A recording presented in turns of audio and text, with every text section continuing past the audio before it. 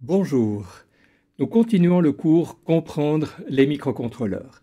Et cette fois, enfin, nous allons vraiment parler de microcontrôleurs, nous allons même pouvoir définir précisément de quoi il s'agit. En effet, dans ce module, nous allons donner une définition précise de ce qu'est un microcontrôleur.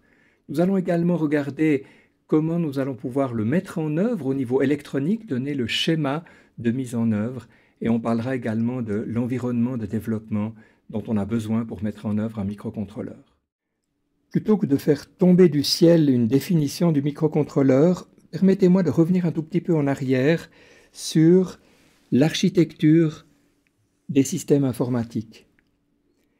On avait vu qu'un système informatique contient un processeur, qu'il contient une mémoire de programme, qu'il contient une mémoire vive. Et puis évidemment qu'il contient de quoi dialoguer avec l'extérieur, des entrées-sorties. Il y a évidemment une horloge ici qui permet de cadencer le fonctionnement du processeur et donc de l'ensemble du système. Notez que ce schéma d'un système informatique peut correspondre à beaucoup de systèmes informatiques différents. Prenons un exemple concret, la carte mère d'un ordinateur individuel, celui que vous avez l'habitude d'utiliser. Cette carte mère contient un processeur. Ce sera, par exemple, un processeur du type P4, Pentium 4, ou encore ce sera peut-être, si vous êtes fortuné, un i7, la dernière génération en 2013. Ce processeur sera cadencé par une horloge peut-être de 3 GHz, ou un petit peu plus, ou un petit peu moins. Vous aurez certainement des barrettes de mémoire sur votre système. Peut-être aurez-vous 4 gigabytes de barrettes de mémoire. Vous aurez certainement des entrées et des sorties, par exemple un clavier, par exemple une souris pour les entrées. Vous aurez certainement un écran et bien d'autres choses pour les sorties. Petite question, est-ce que vous aurez une ROM dans votre système? C'est vrai qu'on en a peut-être moins conscience, les fabricants n'en parlent pas, mais tout système informatique a une mémoire morte pour que le programme puisse s'exécuter au démarrage. Et dans le cas d'un système informatique d'une carte mère, il s'agit de ce qu'on appelle le BIOS, pour ceux qui ont un petit peu fait de la maintenance informatique. Eh bien, figurez-vous qu'un microcontrôleur peut répondre exactement au même schéma bloc que tout à l'heure. J'ai pris le même dessin, j'ai pris les mêmes expressions. Il s'agit toutefois pas tout à fait du même dispositif. Peut-être que nous aurons un processeur cadencé à une fréquence de 8 MHz. On est loin des 3 GHz de tout à l'heure. Le processeur sera certainement beaucoup moins puissant que votre Pentium 4 ou que votre i5 ou i7. La taille de la mémoire, dans un microcontrôleur qu'on va utiliser, on trouvera 512. Tiens, 512 quoi? Eh bien, simplement 512 bytes, 512 octets. On est bien loin des 4 gigabytes que vous avez peut-être sur votre ordinateur. On a une mémoire de programme d'une certaine taille, par exemple 16 kilobytes. Ça veut dire, pour un certain nombre de systèmes, qu'on va pouvoir mettre environ 8000 instructions, ce qui est déjà intéressant.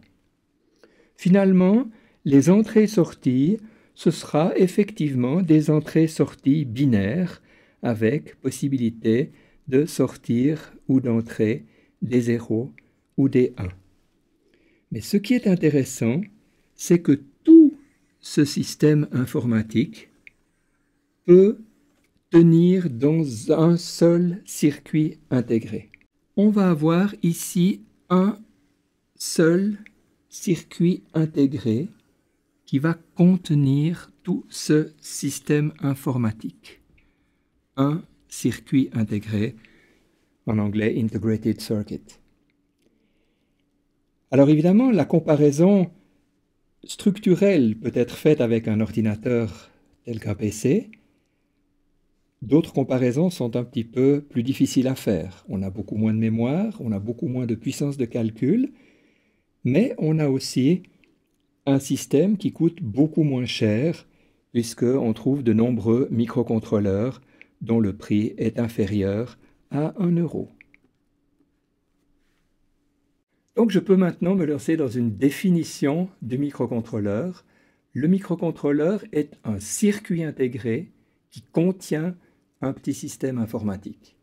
Donc c'est à la fois un circuit intégré, c'est donc un composant électronique élémentaire, peu coûteux, mais il contient tout un système informatique. On va retrouver à l'intérieur un processeur, on va retrouver à l'intérieur des mémoires de programmes et de données, et également des circuits d'entrée-sortie.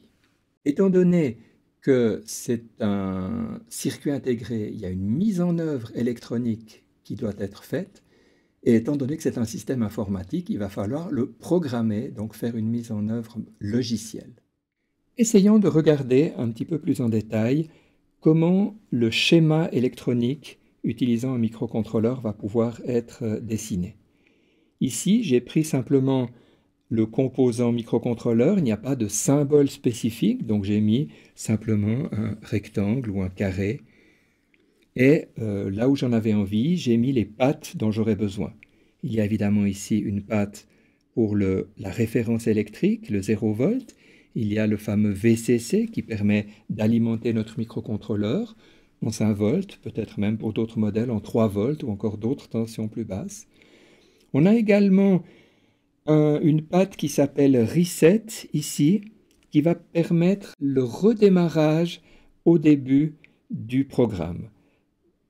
C'est donc une patte qui existe en principe sur tous les microcontrôleurs et qui permet de relancer l'exécution du programme qui se trouve à l'intérieur à partir de son début.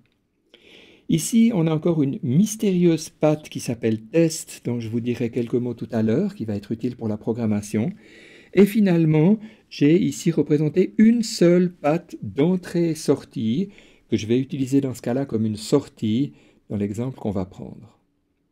Pour compléter mon schéma, il faut que je signale que la masse doit être effectivement connectée au 0 volt, qu'il va falloir fournir une alimentation sur le VCC. On va mettre ici une résistance de rappel. On a entendu parler de ces résistances de pull-up, une résistance de rappel sur le reset, de telle manière que le reset ne se trouve pas dans un état indéterminé, une entrée en l'air prend un état indéterminé.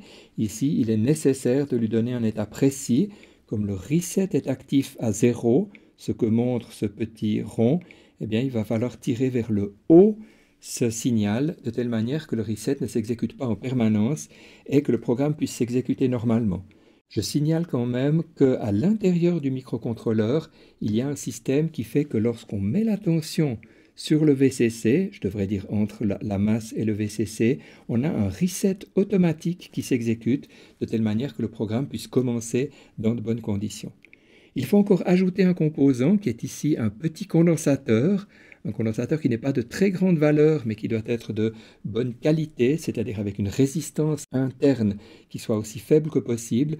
On appelle ce type de condensateur des condensateurs de découplage, decoupling capacitor en anglais. Il y a d'autres termes qui sont également utilisés, bypass capacitor. Je pourrais vous donner une explication très simple sur l'utilité de ce condensateur. C'est une petite réserve d'électricité qui permet, lorsqu'il y a une demande instantanée importante, de faire face à cette demande de courant au niveau donc, des alimentations, puisqu'il est connecté ici au plus et ici au moins. On doit le mettre le plus proche possible du circuit intégré. Je vais continuer à compléter mon montage en rajoutant ici un connecteur sur lequel il y aura la patte Reset, sur lequel il y aura cette patte Test et sur lequel il y aura au moins la masse, qui est donc le point commun. Assez souvent, on met également l'alimentation. Ce sera ainsi la possibilité d'alimenter notre montage par ce connecteur. Alors en fait, ce connecteur va être utilisé pour la programmation, donc pour cette étape de mise à l'intérieur de la mémoire morte du microcontrôleur, du programme qu'on a l'intention d'exécuter. J'ai presque terminé. Je peux maintenant très simplement compléter mon montage en rajoutant ici par exemple une diode lumineuse. Ce sera la seule sortie de mon système qui n'aura même pas d'entrée. On pourra par exemple faire clignoter cette diode lumineuse. C'est quelque chose qui est peut-être pas très sophistiqué, mais si on peut faire clignoter une diode lumineuse et faire varier d'un programme à l'autre sa vitesse de clignotement, on aura déjà la conviction qu'on a réussi à faire fonctionner notre microcontrôleur. Un tel montage n'est pas compliqué à réaliser. Vous connaissez ces plaques qu'on appelle parfois des plaques d'expérimentation en français, ou des breadboards ou des project boards en anglais. Eh bien, ces plaques d'expérimentation permettent très simplement de connecter selon le schéma qu'on a mis tout à l'heure. On voit ici le circuit intégré. On voit ici sur la patte correspondante la résistance de rappel pour le reset qui est connectée au plus, donc à la bande rouge ici. On voit ici l'alimentation, les deux alimentations du processeur. On voit ici la connexion d'une patte à une diode lumineuse avec une résistance qui va jusqu'à la masse. Ici, j'ai rajouté ces quelques fils pour qu'on puisse avoir effectivement des deux côtés le moins et des deux côtés le plus, de telle manière que ce connecteur ici permette d'alimenter le montage et ce connecteur-là le complète pour la programmation. Notez que ce dessin a été fait avec un logiciel qui s'appelle Fritzing et que vous pouvez trouver sur ce site internet fritzing.org. J'ai donc maintenant mon schéma. Il va falloir trouver un environnement de développement, un système de développement qui va me permettre de mettre le programme à l'intérieur de mon microcontrôleur. Je vais utiliser pour ceci un PC et ici ce qu'on appelle un programmateur. Alors, plutôt bonne nouvelle, le PC n'a pas besoin d'être un PC extrêmement sophistiqué. On a des environnements de développement logiciel dont on parlera tout à l'heure et dans les prochains modules qui ne sont pas trop lourds, pas trop complexes. Pour les programmateurs, eh bien, certains sont plus ou moins compliqués. En voici quelques-uns. Celui-ci permet de programmer un PIC. Celui-ci permet de programmer un AVR. Il y a naturellement beaucoup d'autres modèles. Celui-là est quelque chose d'un petit peu plus sophistiqué pour des systèmes un petit peu plus coûteux. Ici, on a un programmateur extrêmement simple qui n'a pratiquement pas d'électronique. Malheureusement, il utilise le port LPT des ordinateurs qui ne sont plus disponibles sur des ordinateurs modernes. On préférera les solutions utilisant des connecteurs du type USB. Il existe également plusieurs cartes électroniques, généralement de petit format, telles que l'Arduino que vous avez ici sous vos yeux, qui contiennent à la fois le microcontrôleur, avec des connecteurs pour relier les pattes d'entrée-sortie, mais également le programmateur, et vous reconnaissez sur cette image le connecteur USB. Un autre exemple, c'est le Launchpad proposé par Texas Instruments, qui est aussi une carte très intéressante qui contient le programmateur dans la partie supérieure, qui contient le microcontrôleur avec également des connecteurs latéraux. Et nous allons abondamment utiliser cette carte pour faire des démonstrations durant ce cours, comprendre les microcontrôleurs. Une chose est l'aspect matériel, une autre chose est l'aspect logiciel. Vous voyez ici des environnements de développement. Celui-ci correspond à l'environnement de l'Arduino, celui-ci correspond à l'environnement du MSP430. Vous voyez qu'ils sont extrêmement similaires l'un à l'autre. On a même pratiquement le même programme qui est écrit. Et ces logiciels donc, vont permettre d'écrire des programmes, de les convertir en langage machine et ensuite de les envoyer sur la mémoire du microcontrôleur. Il existe aussi des environnements plus sophistiqués. Ici, par exemple, l'environnement qui s'appelle Code Composer Studio, qui est proposé avec les processeurs de Texas Instruments, entre autres les MSP430. On utilisera aussi durant ce cours ce logiciel de telle manière qu'on puisse apprendre à utiliser un certain nombre de fonctionnalités avancées, en particulier qui se cachent derrière ici cette touche Debug, la possibilité de voir en quelque sorte à l'écran de l'ordinateur les instructions s'exécuter à l'intérieur du microcontrôleur. Nous avons donc appris aujourd'hui ce qu'est un microcontrôleur. Je rappelle cette définition, c'est un petit système informatique contenu dans un seul circuit intégré.